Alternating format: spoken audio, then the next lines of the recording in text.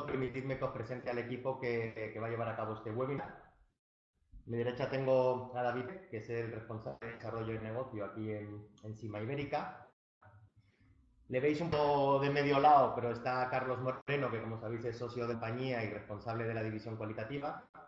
A mi izquierda está María Sánchez, también socia de la compañía y responsable en su caso del área cuantitativa. Y yo mismo, que mi nombre es Javier González y soy el director de operaciones.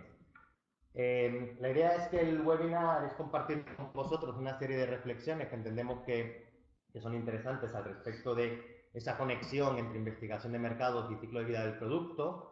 Lo que haremos será una exposición de unos 40 minutos aproximadamente y al final habrá un turno para preguntas, para compartir cualquier reflexión. Dicho lo cual, si alguien en cualquier momento desea lanzar una pregunta, perfecto, será bienvenido. De esa manera también enriqueceremos un poco lo que es el webinar en sí mismo. Hay dos opciones. Una es pedir voz, que os veréis que os sale en la pantalla. No obstante, esto otras veces ha sido un poco farragoso y creemos que la mejor forma es escribiendo en el chat que veis abajo que tenéis en la pantalla. Nosotros estamos atentos y cualquier pregunta que veamos la leemos en voz alta y la contestamos. Dicho lo cual, si alguien prefiere hacerlo viva voz, no tiene más que darle a ese botón que solicita pedir palabra y hacerlo, ¿vale? Pues si os parece comenzamos. Y antes de empezar propiamente digamos que con las pistas o con aquellas cosas o aquellas reflexiones que creemos que son relevantes en torno a esa conexión entre investigación de mercados y ciclo de vida del producto, queríamos detenernos un poco en por qué creemos que esto es importante o incluso más que importante, por qué creemos que es interesante y una oportunidad para la investigación de mercados. Y es que esa profunda conexión entre negocio e investigación de mercados, llevada a su extremo en la parte más pragmática, cuando lo alocas por las etapas del ciclo de vida del producto, ayuda muchísimo a reforzar lo que entendemos que es la esencia de la investigación de mercados. De hecho, nosotros empezamos a trabajar esta unión de nuestros modelos, de nuestras soluciones, claramente alocadas e identificadas por etapa del ciclo de vida del producto, porque nos ayudaba muy mucho a transmitir el mensaje de lo que entendemos que debe aportar y que aporta la investigación de mercado.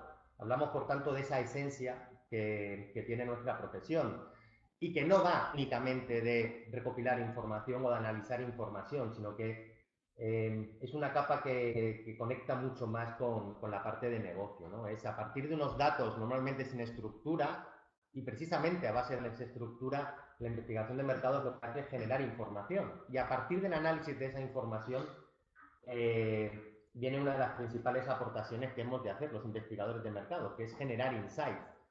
Pero ahí no acaba lo que ha de hacer la investigación de mercados, debe ir mucho más allá. A partir de esos insights, lo que pretendemos o lo que debe pretender la investigación de mercados es realmente generar conocimiento, generar knowledge. Y ese último paso que hace que todo el círculo se complete tiene que ver con, una vez que comprendemos, una vez que conocemos, transformar eso en acción. Y transformar en acción significa que realmente proveamos de palancas, de aspectos que realmente se activan desde negocio. Y en la medida en que esto es la esencia de la investigación de mercados, desde que coges un dato sin estructura hasta que haces que alguien pueda modificar cosas en negocio, si no lo tenemos bien alocado, bien identificado por el negocio que en cada momento se van enfrentando los equipos internos de las compañías, pues es mucho más complicado. Y esta es la esencia o esta es la idea central que nos va a acompañar durante todo el webinar de hoy. Es compartir con vosotros nuestra experiencia, nuestros approaches, a partir de lo que, después de muchos años dedicándonos a la investigación de mercados en Pharma, hemos visto que permite una conexión sencilla entre la comprensión e identificación de necesidades de negocio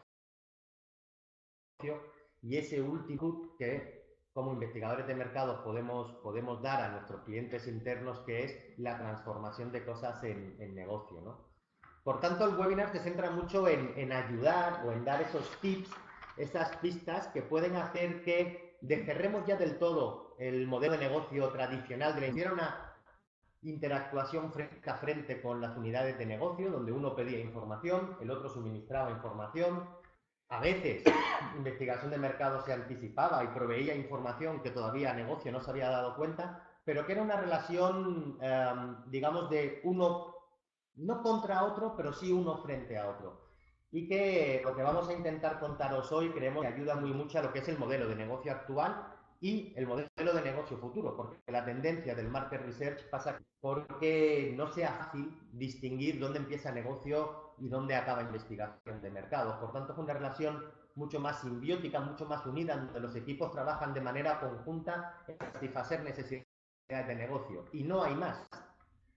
Esas necesidades tienen cuestiones estratégicas, tácticas, necesidades de información, metodológicos, pero todo en sí mismo forma parte de un uno, de una única cuestión que es cómo optimizar la toma de decisiones en negocio. Y por tanto creemos que de esta manera, sobre todo en la comunicación a los equipos internos en las compañías, es mucho más sencillo realzar y reflejar este papel de market research. Y en definitiva nos coloca en lo que tiene nombre desde hace mucho tiempo, que es Business Intelligence, pero que detrás tiene una filosofía que es muy clara y es Market Research tiene que estar totalmente conectada con negocio, tiene que trabajar de la mano con negocio y no ser una capa adyacente, sino una capa intrínseca de lo que debemos hacer para que, bueno, el negocio de la compañía vaya bien.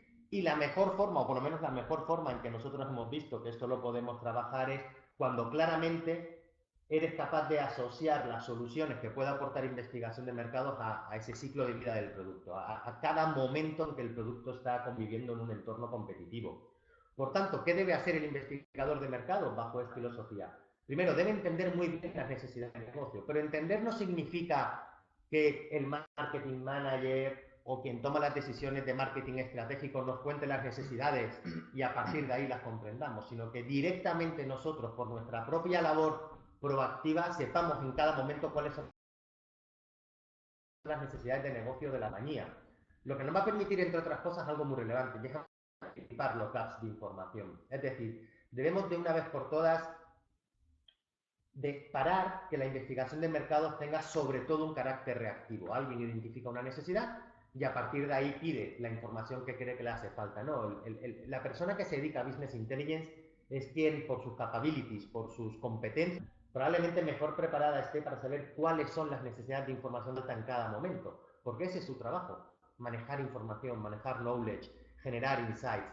En la medida en que somos capaces de anticipar esos gaps de información, seremos también capaces, porque somos los mejor preparados, y cuando hablo de esto hablo de investigadores de mercado, ya sea en agencia, ya sea la parte de Business Intelligence en un laboratorio, de identificar, por tanto, cuáles han de ser los objetivos de información que deban formar parte de la solución de investigación de mercados, y que no siempre es lo mismo.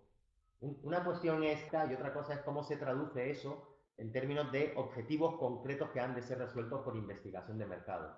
Y a partir de ahí, y en ese punto, lo que hemos de hacer es proponer la mejor solución de negocio, no de investigación de mercado. Llevará metodología de investigación de mercado, pero lo que se proponen son soluciones de negocio.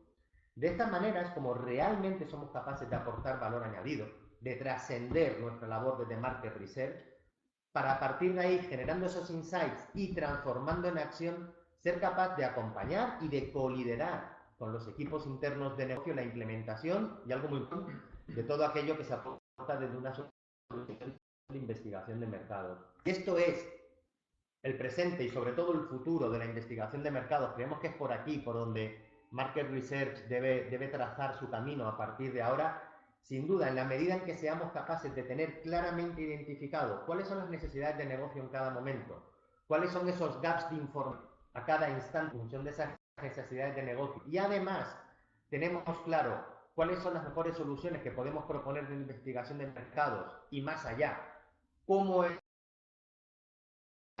la forma mejor de optimizar la implementación y el desarrollo de esas soluciones de negocio, en mayor medida estaremos siendo capaces de realmente generar este proceso de transformación interna desde Market Research, ¿no?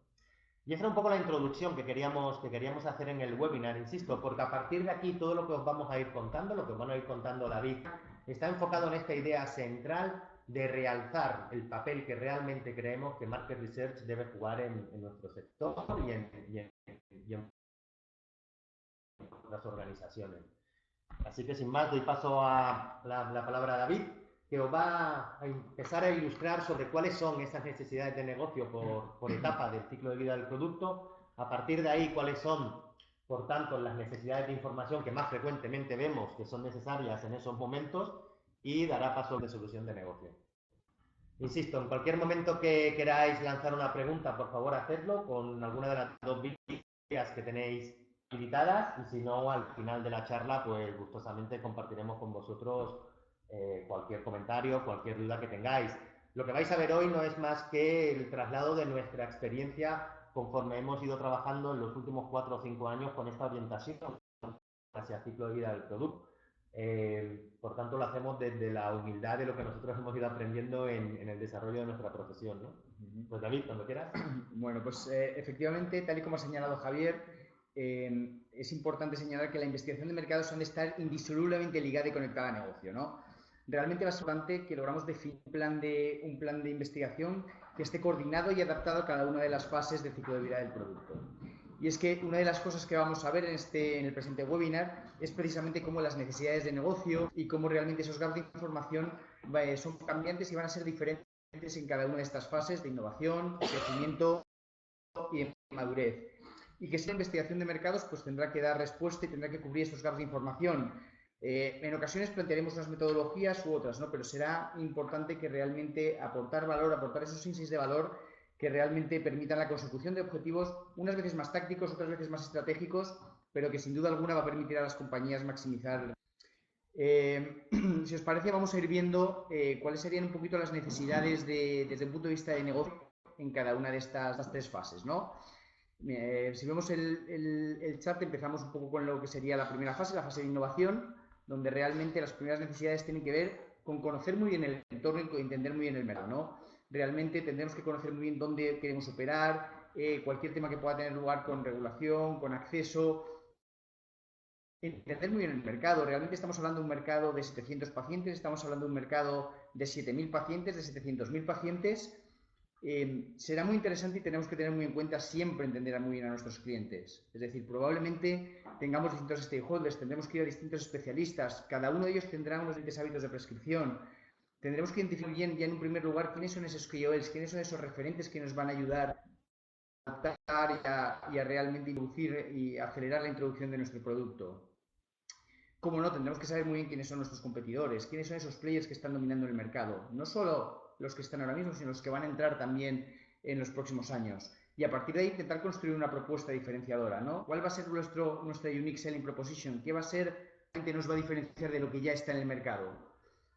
A partir de ahí, lógicamente, tendremos que conectar muy bien con esos stakeholders que he hecho mención, ¿no? Tendremos que captar un mensaje que realmente sea diferenciador y que realmente capte y conecte con nuestros clientes.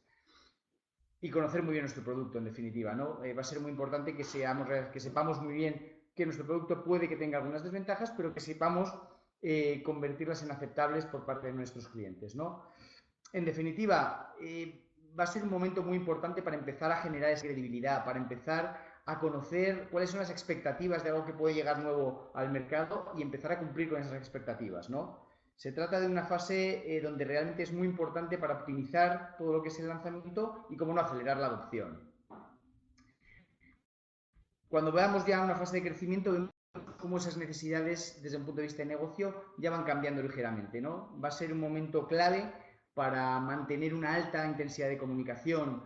Va a ser un momento fundamental en efectos de posicionamiento, de realmente posicionar muy bien nuestro producto, saber cuál es el core de nuestro producto y trasladar muy bien esos mensajes a los diferentes stakeholders. Va a ser una fase donde realmente tenemos que empezar a tener en cuenta esa relación y ese customer experience que queremos desarrollar con cada uno de nuestros clientes, ¿no? Vamos a hablar ya de un marketing mucho más customizado.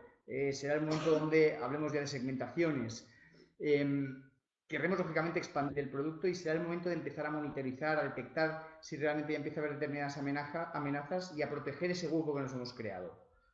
Y finalmente llegaremos a una fase de madurez, ¿no? Una fase donde, si bien es cierto que muchas veces creemos que la investigación de mercado tiene poco o tiene menos que decir, realmente yo creo que todo nada más alejado de la realidad, ¿no? Lógicamente las necesidades de negocio son distintas, son diferentes, pero creemos que desde investigación de mercado se puede aportar muchísimo en esta fase, ¿no? Es el momento de explorar variantes, es el momento de ver si hay otro hueco del mercado, es el momento de ver si es necesario un cambio de indicación.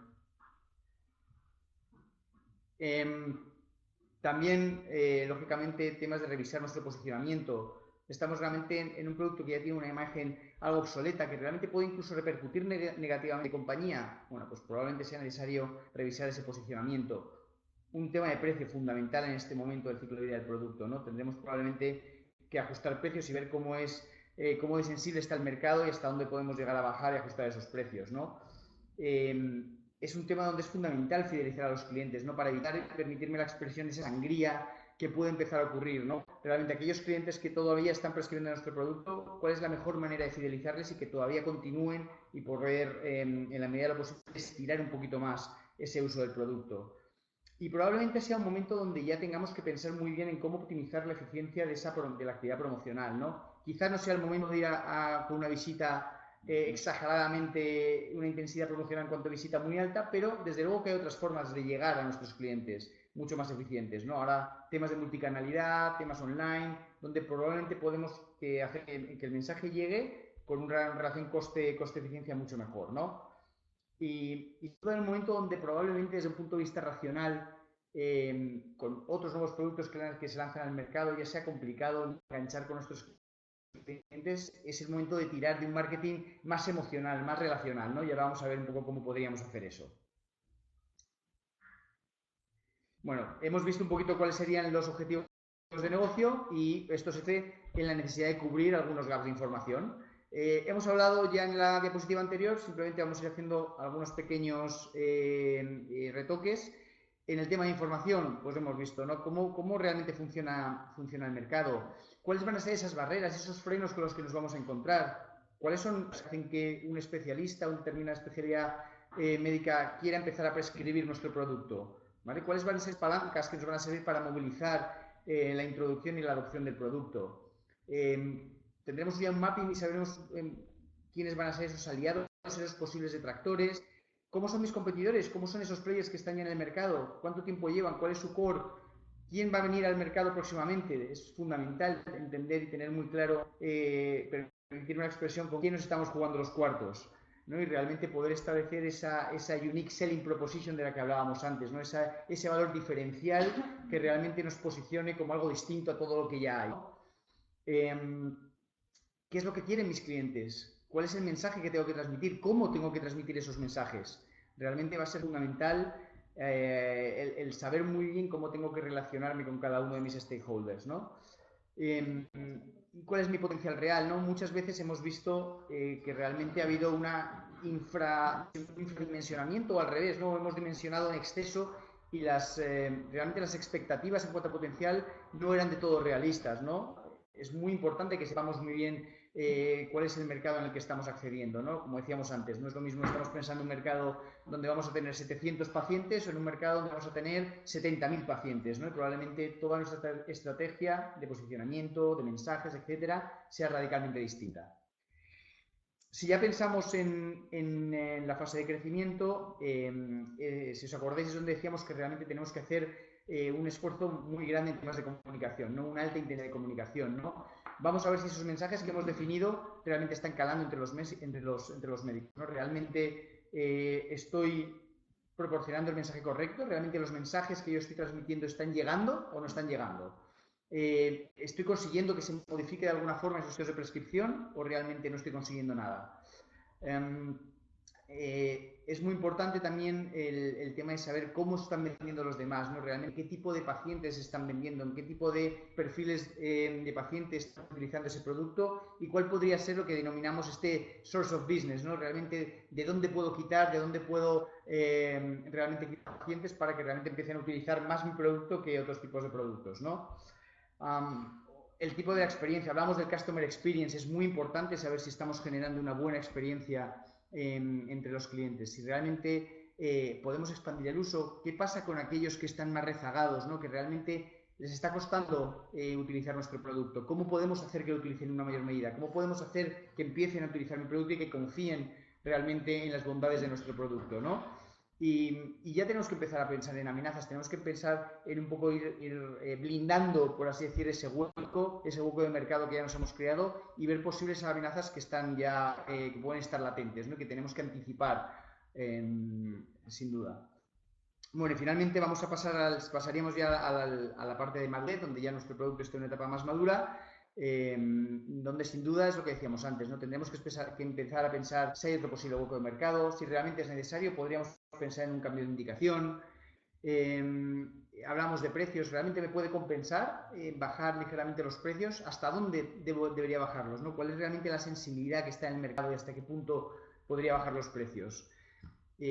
Para mí es clave el reposicionar el producto, ¿no? Muchas veces nos hemos encontrado con productos que estaban ya obsoletos, que estaban ya muy manidos, donde muchas veces el laboratorio consideraba que realmente había poco que hacer y hemos visto que a veces con un ligero bueno, pues cambio de imagen o con un leve reposicionamiento se ha conseguido que realmente este producto continúe y continúe dando muchas alegrías a la compañía, ¿no? Es decir, una vez más, ¿no? Reivindicamos la parte de investigación y la parte de poder hacer muchas cosas en esta fase de este ciclo de vida, en este momento de madurez del producto, ¿no? Temas de la promoción, ¿no? Pues también lo hemos dicho, quizás no sea el momento de una promoción muy intensa en cuanto a visita, pero desde luego, y más en el mundo actual en el que vivimos, con todo el tema de multicanalidad, se nos abren muchísimas oportunidades para poder llegar a nuestros clientes de una forma diferente, de una forma sin duda más coste efectiva, ¿no? Y bueno, pues realmente también hablábamos antes del tema más emocional, ¿no? Muchas veces un producto que ya lleva cierto tiempo en el mercado, pues probablemente desde un punto de vista emocional sea diferente, distinto, sea complicado conectar esos mensajes, ¿no? Con nuestros clientes que ya están recibiendo mensajes de otros competidores, que ya ven que hay cosas más nuevas en el mercado, que ven que hay elementos más innovadores. Pero sin duda podemos jugar con la baza más emocional, ¿no? Podemos jugar con un marketing más emocional, más de relaciones, y es algo que debemos tener también siempre en cuenta, ¿no? Bien, pues esto es en cuanto a necesidades, tanto de negocio como de gas de información, y sin duda lo que hemos querido ahora hacer aquí es proporcionaros, pues nada, simplemente algunas ideas de algunos tipos de estudios o de algunas metodologías que realmente consideramos que serían muy interesantes en cada una de estas fases del ciclo de vida del producto, ¿no? En temas de innovación, pues lógicamente temas de market access, un base study, identificar y poder saber estas redes de influencia, ese profiling de los KOLs, un tema de un adoption tracker, lógicamente concept test, temas de identidad corporativa. Bueno, en la fase de crecimiento, el market share tracker, los estudios de duración de tratamiento. Hablábamos mucho del tema de posicionamiento, de estos estudios de imagen y posicionamiento y de message recall para ver si esos mensajes están calando y hacer ya estas primeras segmentaciones. Y quizás en la fase ya final de madurez, bueno, pues un conjoint con pacientes, temas de reposicionamiento, temas de sensibilidad del precio, un tipo de estudio que se llama Partner Lab, que ahora nos contará Carlos en qué consiste, o temas de patrones de uso, ¿no? Entonces ahora os voy a dejar con María, que ya va a ir desarrollando un poquito más en detalle algunas de estas metodologías. Bueno, en la parte de la fase de innovación vamos a entrar con algo más de detalle en dos tipos de modelos, los estudios de base y los test de concepto. Otro modelo que para nosotros es también muy importante sería el de Market Access, que ya desarrollamos en un webinar anterior y por eso no nos vamos a detener. Si fuera de interés para alguno, bueno, el vídeo de hecho está disponible, no sé si en la web de AINFA o nosotros lo podemos tener también. Empezamos entonces con el estudio de base. Para nosotros idealmente el modelo tendría las tres fases que veis ahí. La fase de Insights, que nos ayuda a entender el mercado y a diseñar posibles ejes de futuro. Una fase de dimensionamiento, cuyo objetivo principal sería determinar el potencial de ese mercado al que vamos a llegar. Sería tener los numeritos para rellenar vuestras hojas de pacientes, vuestras famosas hojas de pacientes que tantos quebraderos de cabeza os dan. Y por último, la fase de cuantificación, que nos ayuda a hacer un diagnóstico de cómo está ahora mismo el mercado y proyectar cómo puede ser el futuro cuando nosotros aterricemos. No siempre tiene sentido hacer las tres fases, depende de las necesidades que tengamos de negocio, depende del conocimiento que ya tengamos del mercado. En algunos casos nos gustaría hacerlas, pero bien por tiempo o por presupuesto no se pueden hacer las tres, no pasa nada, el modelo se adapta, hay soluciones un poquito más ajustadas, pero lo ideal sí que sería hacer las tres fases. Y otra cosa fundamental también para nosotros es el engranaje entre las fases, en qué momentos o en qué situaciones tiene sentido que vayan todas encadenadas o en qué casos podemos simultanear unas con otras, que os vamos a dar algunas pistas, y también la participación del cliente, del laboratorio. Y con esto queremos decir no solo con los equipos de Business Intelligence, sino también así con la gente de marketing, de ventas. Dependiendo del mercado y de la situación concreta, tendrá sentido que se impliquen más unas personas u otras. Por eso os hemos puesto los circulitos que veis ahí de workshops, porque en este modelo en concreto son muy importantes. Sabéis que, por lo que conocéis de SIMA, somos muy partidarios de hacer este tipo de workshops y que el contacto con el cliente sea máximo, pero en este estudio es fundamental. El primer workshop básicamente sería la reunión de kickoff que hacemos normalmente, que haréis vosotros al empezar un estudio, pero en este caso es clave para ajustar el modelo, ¿vale? No estamos hablando de un message recall en el que más o menos está claro los objetivos, el tipo de metodologías que se utilizan. Aquí es muy importante ser eficientes y construir un modelo que encaje con las necesidades de negocio de los equipos. Hay que entender, tanto vosotros como nosotros tenemos que entender qué decisiones se van a tomar en base a este estudio. Y en función de eso, ajustar tanto el modelo como las distintas metodologías y los objetivos de las distintas fases. Una vez que hiciéramos la fase de Insights, nuestra propuesta sería hacer otro workshop, sobre todo si es un mercado complejo, en el sentido de que es una patología relativamente nueva, donde los médicos no están acostumbrados a hablar de distintos grados de severidad o gravedad y hay que hacer cierta pedagogía. En estos casos es importante haber hecho la fase de Insights para haberles oído, para ver cómo hablan ellos de la patología, qué conceptos manejan, qué grado de conocimiento tienen del mercado y en función de eso hacer las preguntas de una manera u otra en la fase de dimensionamiento. Si es una patología que ya está claro cómo funciona, qué tipo de preguntas tenemos que hacer, estas dos fases pueden ir en paralelo, no es necesario hacer la de Insights antes y podríamos acortar un poco los tiempos. Terminada la fase de dimensionamiento, haríamos otra reunión con el equipo. Aquí la idea sería ver o compartir los resultados de la fase de dimensionamiento. No es necesario que haya acabado del todo, pero sí que haya avanzado bastante para determinar con quién queremos hablar en la última fase. ¿Qué requisitos les vamos a pedir a los participantes de la fase de cuantificación para que nos ayuden con ese diagnóstico y proyección? ¿Qué filtro, para ser concretas, vamos a poner en esta fase? Y va a depender mucho de lo que hayamos visto en la fase de dimensionamiento. Y además, desde el punto de vista de eficiencia, si hacemos estas dos fases de manera solapada, pues la fase de dimensionamiento nos sirve para captar a los participantes de la segunda fase. Algunas pistas. Normalmente, en este tipo de estudios, no utilizamos listados del cliente, se suele utilizar el universo total de los stakeholders de los que estemos hablando. Fundamentalmente porque queremos entender, estudiar, dimensionar el mercado en su conjunto, no solo vuestros clientes. De hecho, en muchos casos todavía no tenéis listados porque es un mercado completamente nuevo que no habéis empezado a visitar ni a trabajar. Pero aunque los hubiera, lo ideal es hacerlos sin listados. Los targets que pueden participar en estos estudios, cualquiera. Dependerá del producto del que estemos hablando, si conocemos ya mucho o poco el mercado, qué información llega de global, etcétera. Por ejemplo, decisores, ya sean farmacéuticos, gerentes, en muchos casos sí, en otros casos hemos hecho a lo mejor un estudio de market access y ya tenemos suficiente información y entonces no los incluimos aquí. Prácticamente siempre estamos hablando de clínicos, normalmente los médicos que estén implicados en la patología, en los casos también de enfermería, depende del papel que estén jugando, y pacientes / consumidores o cuidadores. Y esto sobre todo en OTC, algo menos en éticos porque estamos en unas fases muy iniciales del ciclo de vida del producto, pero sí que en OTC suelen ser de bastante utilidad. A nivel de metodología, no pretendemos dedicar mucho tiempo a esto. Sí que es verdad que, para daros algunas pistas, en la fase de Insights, de las dos herramientas básicas que solemos utilizar, que son las entrevistas en profundidad y las reuniones de grupo, cuando queremos entender mejor la práctica clínica, entrar en el detalle de los tratamientos, de cómo los usan, de por qué los usan, qué rol tiene cada player, ahí funcionan mejor las entrevistas en profundidad.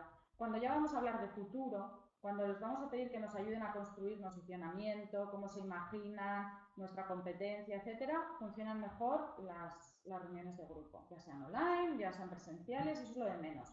La cuestión es el tipo de información que queramos extraer de cada técnica.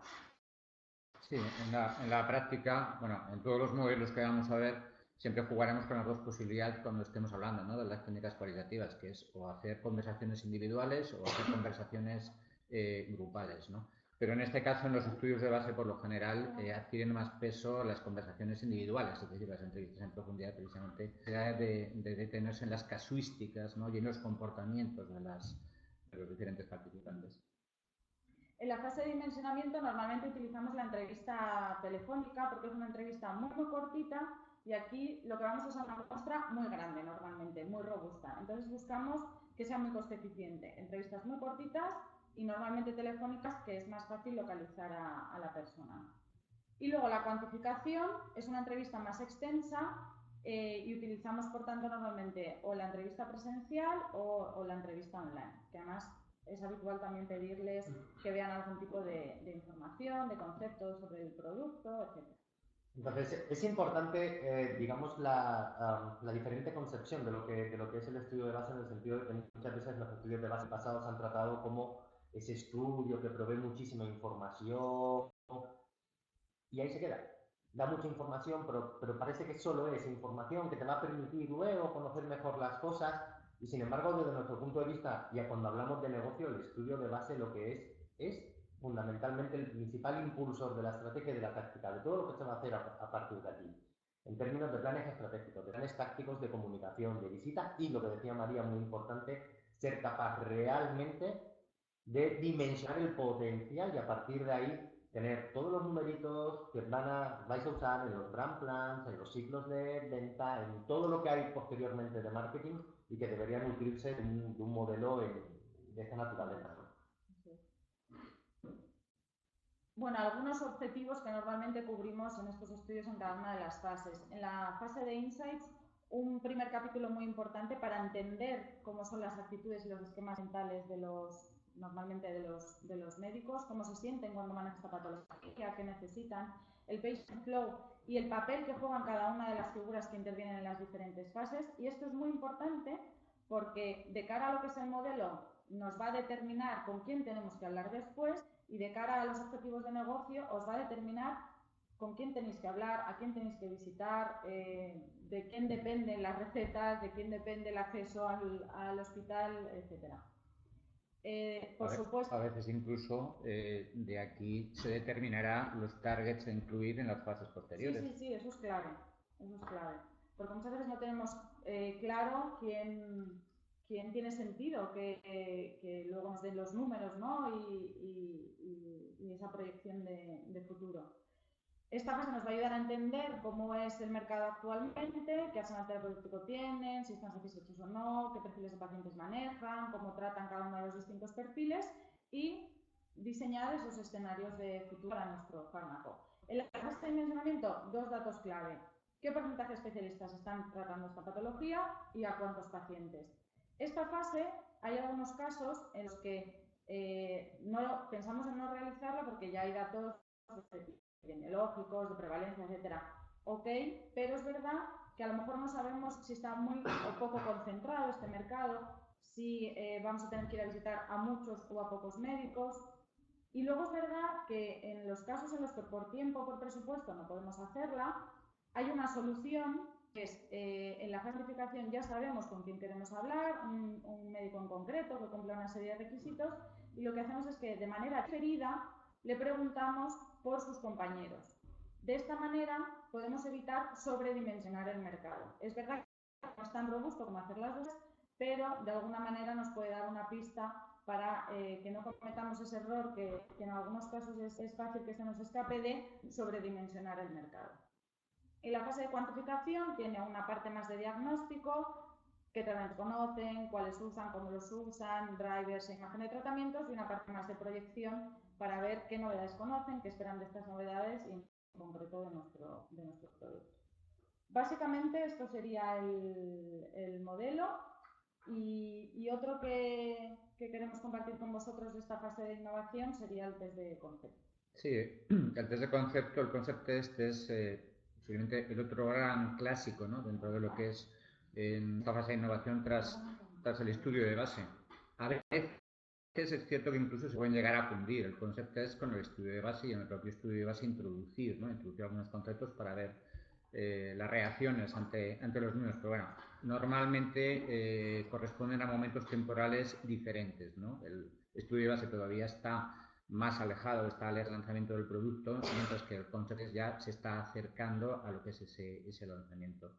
Lo que es un concepto de un test de concepto, en principio, bueno, es algo sabido, no es una expresión que se suele utilizar habitualmente. No obstante, sí merece la pena pararse un momento a definir qué es un concepto, porque es verdad que se utilizan en la práctica diferentes conceptos, valga la expresión, de lo que es un concepto, ¿no? Podríamos hablar básicamente de tres.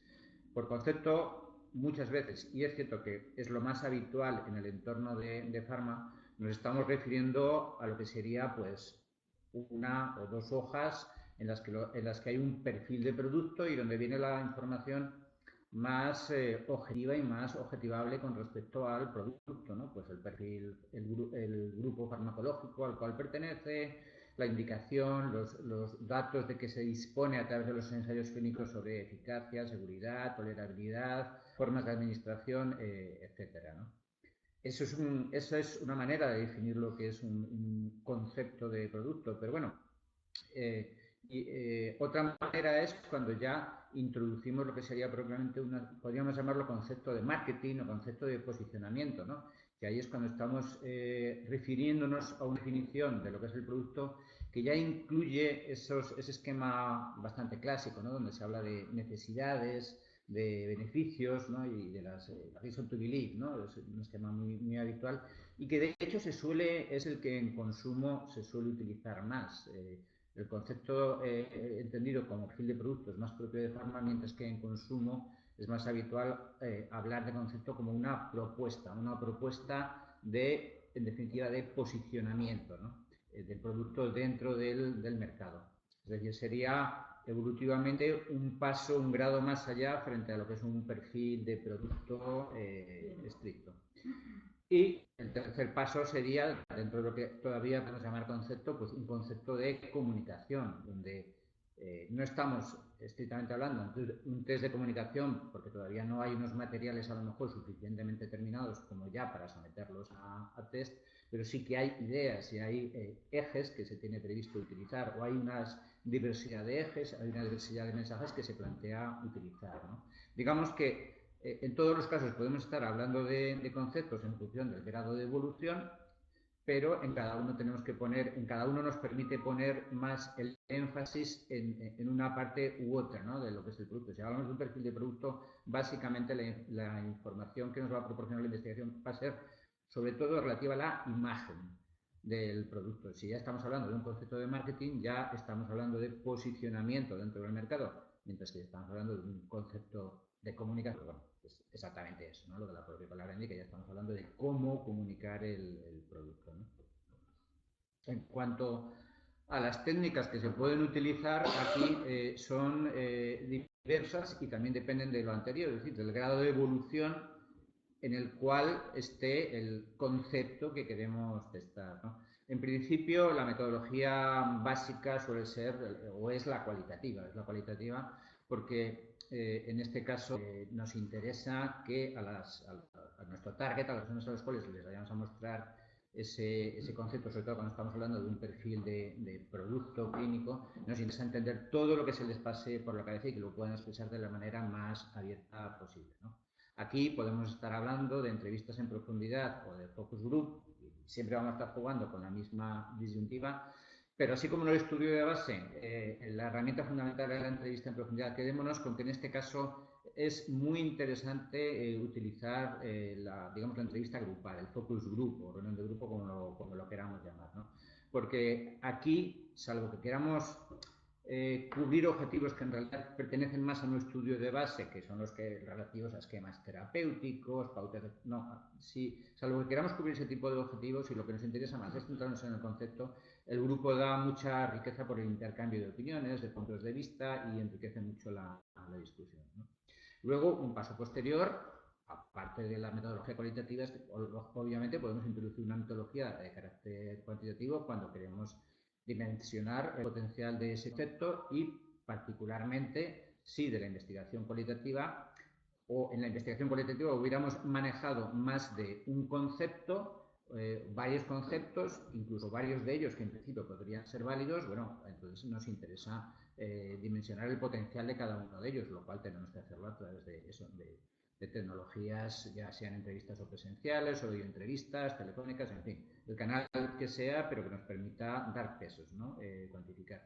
Y luego, a medida que nos vamos acercando cada vez más a lo que serían unos materiales de comunicación, ahí es donde cada vez tiene más sentido introducir las técnicas del marketing, que lo que nos van a permitir es aportar a todo lo anterior, pues esa métrica de las emociones que se experimentan ante las diferentes alternativas de comunicación, esa métrica de cómo la atención se focaliza, ¿no?, en los estímulos que les presentamos, y que, bueno, y que para ello se utiliza una diversidad de técnicas, pues el típico, el famoso eye tracker, facial coding, el electroencefalograma, respuesta psicogalvánica, bueno, un paquete, ¿no?, que cada vez se utiliza más, por lo general con todas las técnicas combinadas, para poder hacer un registro de esta parte no verbal del comportamiento de nuestros targets.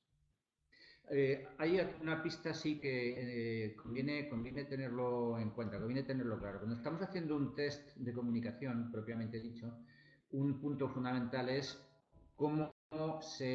si la comunicación se comprende o no se comprende, cómo se comprende, cómo se decodifica. Esto está muy bien para un test de comunicación, pero para un test de concepto no.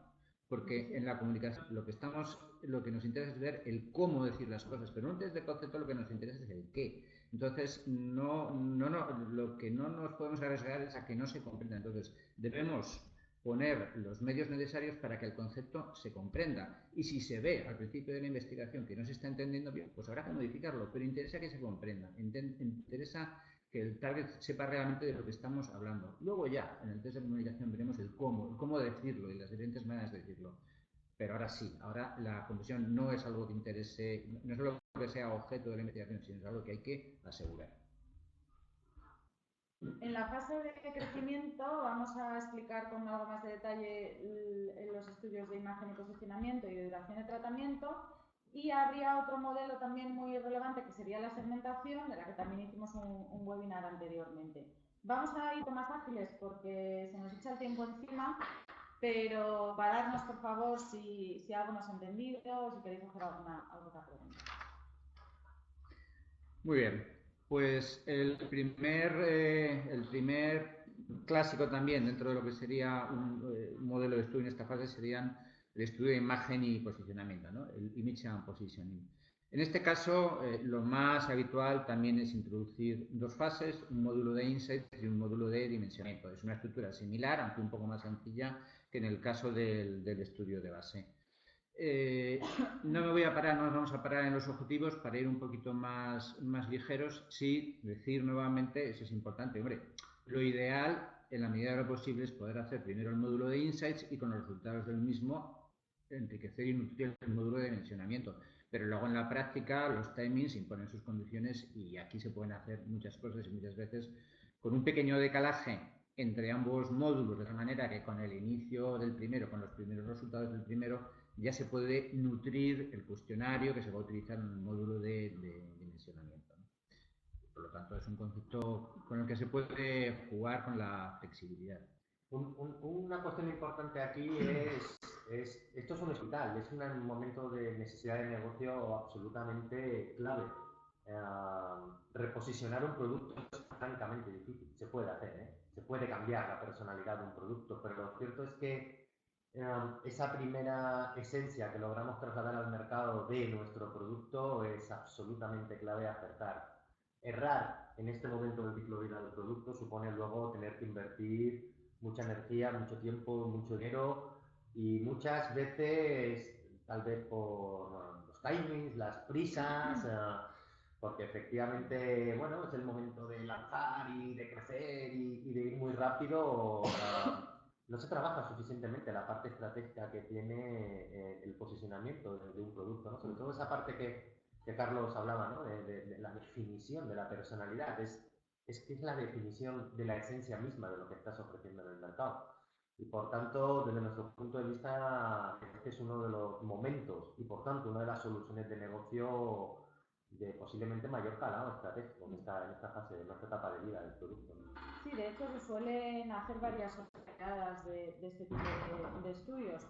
Igual que el estudio de base es único, el estudio de market access suele ser único al comienzo, cuando estás preparando el lanzamiento. Durante toda la fase de crecimiento, incluso de madurez, se suelen ir haciendo estos estudios para ir viendo que realmente nuestro mercado nos está viendo y posicionando como nosotros queremos. Sí, y de hecho, llegados a este punto, quizás previamente hayamos hecho un test de concepto con un perfil de producto aséptico, pero llegados a este punto el producto ya salió a la calle, ya está en el mercado y bien sea intencionadamente o no intencionadamente, pero sin duda ya se va viendo envuelto en una capa de no racionalidad, es decir, esa dimensión emocional, racional, simbólica, como la queramos llamar, pero que es inherente al hecho de estar en la calle, por decirlo de alguna manera, ¿no?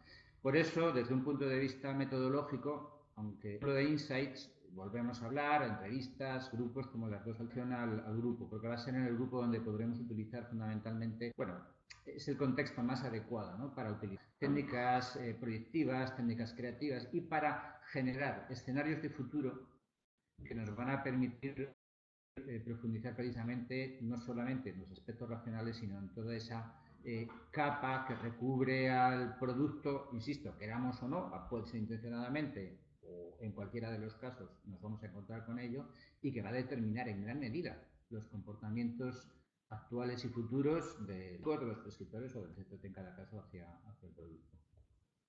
Voy a pasar directamente a otro modelo, que sería los estudios de duración de tratamiento, que aquí lo interesante es entender bien qué objetivos podemos cubrir con este estudio, porque pueden ser dos muy diferentes. Si el fármaco tiene una duración determinada en ficha técnica, por ejemplo una quimio, ¿no?, 6 ciclos, realmente confirmar que se está usando bien el producto. Porque en muchos casos estamos viendo problemas de percepción de eficacia porque se está haciendo un uso inadecuado del fármaco, en algunos casos porque la duración no es la que debería ser. Y en estos casos es muy relevante el estudio. Y luego, los tratamientos en los que la duración es hasta progresión, pues determinar cuál es la duración real que están haciendo de los tratamientos. Y en cualquiera de los dos casos, lo clave es cuantificar también los motivos de finalización, para que luego podamos diseñar acciones y revertir los malos usos que se puedan estar haciendo del fármaco. O bien se está haciendo un buen uso, pero aún si es esta progresión se va a alargar más el tratamiento y ahí también estamos maximizando ventas. Normalmente es un estudio cuantitativo que además suele hacerse de manera continua a lo largo del tiempo para también ir monitorizando los cambios, pero es muy habitual que sobre todo al principio hagamos un módulo cualitativo previo, porque nos va a permitir bien profundizar en esos posibles motivos por los que se está produciendo una finalización inadecuada y luego esos motivos introducir una parte cuantitativa, o también ver características del perfil del paciente que sería interesante también determinar para luego poderlas ligar con las duraciones de tratamiento. En este caso sí que es más habitual utilizar listados del cliente, porque estamos buscando normalmente médicos que utilicen el fármaco, que tengan bastante experiencia, para lo cual, bueno, lo más óptimo es utilizar los listados. Y en este caso sí que la metodología sí o sí requiere la utilización de actas o casuísticas de pacientes que hayan finalizado ya el tratamiento, porque si no lo han finalizado no estaremos hablando de una duración real, estaremos hablando de una duración prevista. Y si lo hacemos de la opinática a través de un cuestionario, siempre será una percepción de cuánto están dando los tratamientos, no una realidad. Y por lo tanto, en esta metodología, este tip que veis abajo, es muy importante que internamente tengáis en cuenta que la recogida de efectos adversos es muy relevante. No es del 100%, pero casi. Porque sabéis que cada vez que se produce una parada inadecuada de un tratamiento, debe reportarse. Y por lo tanto, prácticamente todas las casuísticas que recogemos terminan en un efecto adverso. Y esto es importante tenerlo en cuenta porque no quiere decir que el estudio no se haga, por supuesto que no, porque es un objetivo de negocio fundamental, pero sí planificar los recursos internos que va a requerir. Y ya en la fase de madurez os vamos a contar los estudios de sensibilidad al precio y el modelo Partner Lab, y otro muy relevante sería el control de pacientes, del que también hicimos ya un control. Un webinar. Un webinar. Pues Bueno, yo hemos hecho más de uno. en los estudios de sensibilidad al precio, cuando los hacemos en la fase de madurez, tienen sentido cuando hay que tomar o no el precio del producto. Bien, porque estamos viendo que bajan las ventas, hay más competencia, van a entrar competidores, por ejemplo, la salida de los genéricos o de los biosimilares. Es muy habitual que estos estudios se hagan también en la fase de innovación, de hecho es donde más se suelen hacer, en la fase de innovación, para ver cuál es el precio adecuado para mi producto. Y hay algunas diferencias. Cuando lo hacemos en la fase de innovación, prácticamente siempre incluimos gestores y payers, porque van a tener un poder de decisión muy importante en la introducción de los fármacos, si estamos hablando de éticos fundamentalmente. Además de los clínicos y en algunos casos también de pacientes, ahí sí hablamos más de productos de OTC. Y cuando estamos en la fase de innovación, utilizamos un perfil para enseñar nuestro producto, porque todavía no lo conocen, porque lo estamos diseñando. Sin embargo, en la fase de madurez ya conocen nuestro producto y lo que hacemos ahí es darles información normalmente sobre o bien la competencia que tiene en el mercado o los lanzamientos que va a haber en el futuro y que pueden hacer que modifiquemos nuestro precio. Y en esta fase de madurez ya no es tan habitual incluir jefes ni ellos, porque lo que vamos a hacer es medir la sensibilidad o bien del médico o bien del paciente consumidor final a una posible bajada de precios.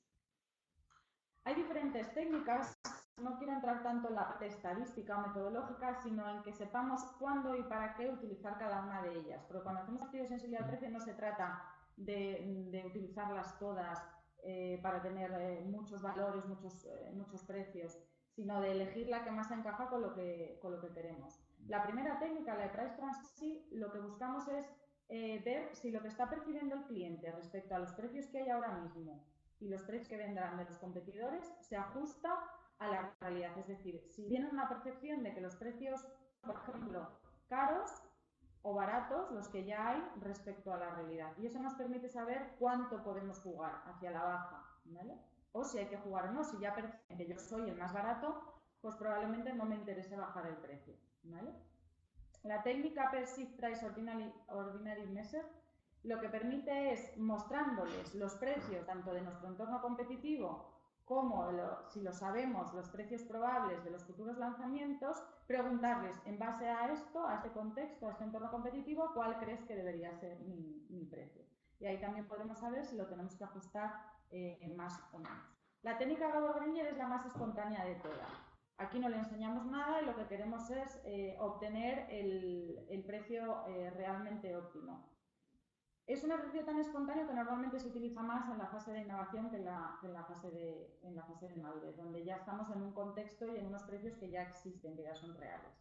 Y la última técnica, la técnica Willingness to Pay, aquí tenemos que testar nosotros diferentes niveles de precio. Tenemos que tener, por tanto, unas alternativas. Bien en la fase de innovación, los precios que desde internacional quieren que testemos o los precios que creemos que encajan con nuestro plan de negocio.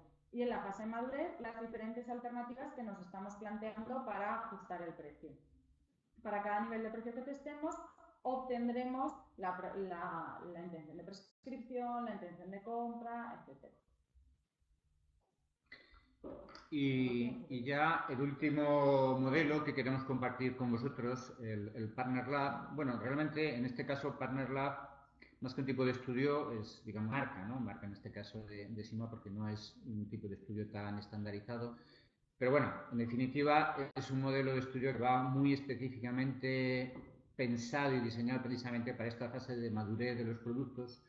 Cuando de tu producto, como comentaba anteriormente David, a ver, lo que pudieras decir a nivel científico, a nivel racional, ya lo has dicho todo, ya ese discurso lo tienes agotado y poco más puedes añadir que no sea puramente repetitivo, ¿no?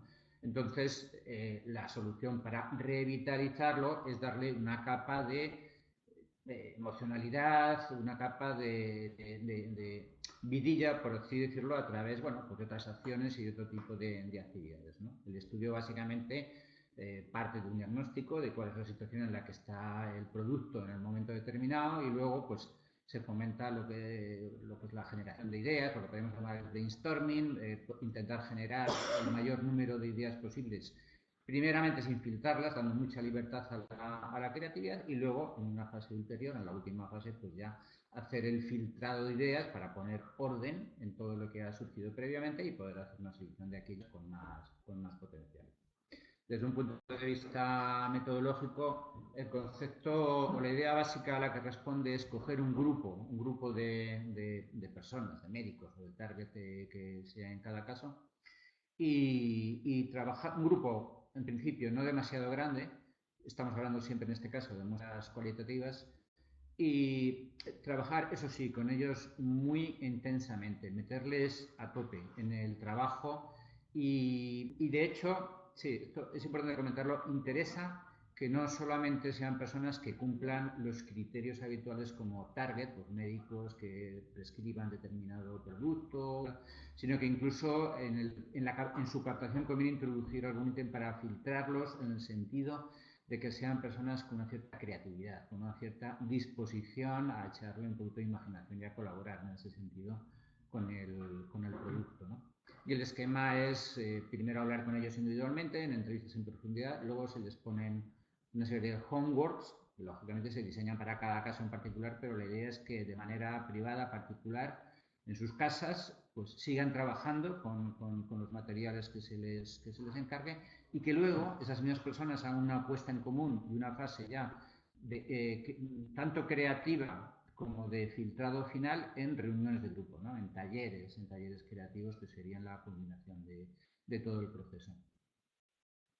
Esto sería el modelo desde un punto de vista de investigación en el sentido más tradicional de la palabra. Dicho lo cual, es cierto que la mejor manera de implementar y optimizar este modelo es si en paralelo o de manera especular se lleva a cabo un proceso simultáneo en el interior del laboratorio. Se hace el mismo ejercicio de pararse a pensar, reflexionar, a soltar la imaginación, a decir todo lo que se pase por la cabeza y a filtrar ideas.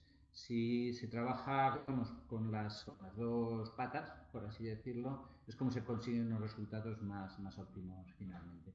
Y dentro de las pistas que os ponemos ahí, particularmente relevante, o por lo menos a nosotros siempre nos lo ha parecido, es lo de renunciar a las ideas geniales. Gran parte de lo que lastra muchas veces, ¿no?, este tipo de modelos o este tipo de necesidades, es que parece que hay que inventar la rueda, y honestamente eso pasa muy pocas veces. Va más bien de encontrar aquellas pequeñas cosas que hacen que cambie la situación con la que te estás enfrentando, y que probablemente no venga de una única idea genial, sino de múltiples mejoras o innovaciones, ¿no? Sí, aparte de que mentalmente la búsqueda de la brillantez o la búsqueda de la genialidad tiene un efecto paralizante, con lo cual te quedas en blanco, más bien, cuando intentas ser genial. Y estos son los modelos que queríamos comentar con vosotros. Por tanto, bueno, como habéis visto, hemos hablado de soluciones, muchas de ellas ya las conocéis de sobra, seguro. Aquí realmente, digamos que, recuperando lo que decíamos al inicio, lo relevante es la esencia de lo que hay detrás, de lo que se pretende conseguir cuando realmente conectas esto bien con el momento vital del producto y por tanto con la necesidad real de negocio que hay.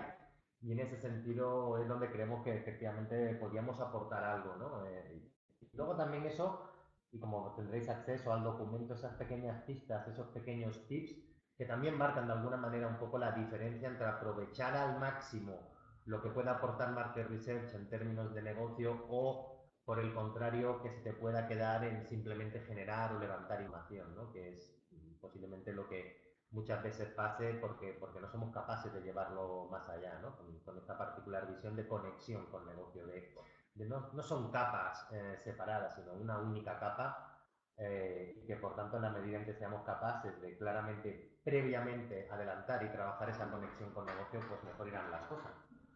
Nos hemos ido un poquito de tiempo, no tanto como otros webinars, donde se nos ha ido un poco más. En cualquier caso, a partir de este momento, cualquiera que quiera realizar alguna pregunta, algún comentario, por supuesto, a vuestra disposición, y estamos aquí el tiempo que sea necesario.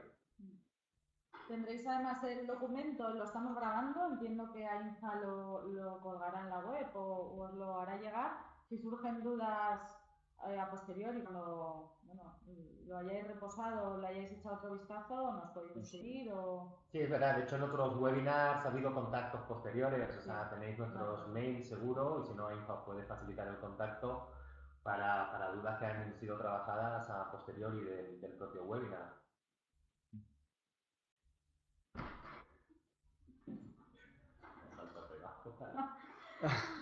Os damos un minuto. Bueno, si queréis escribir cualquier duda, cualquier comentario, tenéis el chat a vuestra disposición.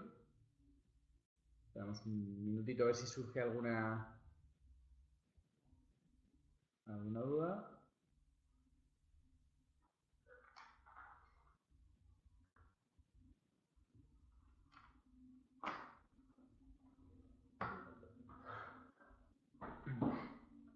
Esperamos que lo hayáis entendido bien y no que no hayáis entendido nada ni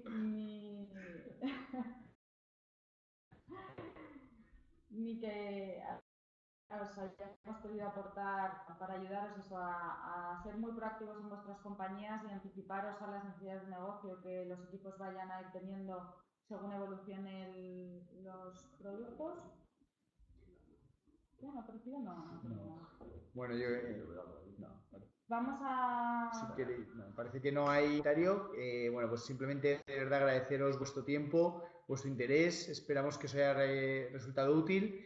Y bueno, pues como decían antes Javier, María, Carlos, estamos a vuestra disposición. Muchas veces surgen dudas en un momento posterior, así que por supuesto tenéis nuestros mails, nuestro teléfono, cualquier cosa en la que podamos ayudaros, de verdad que estamos a vuestra total disposición.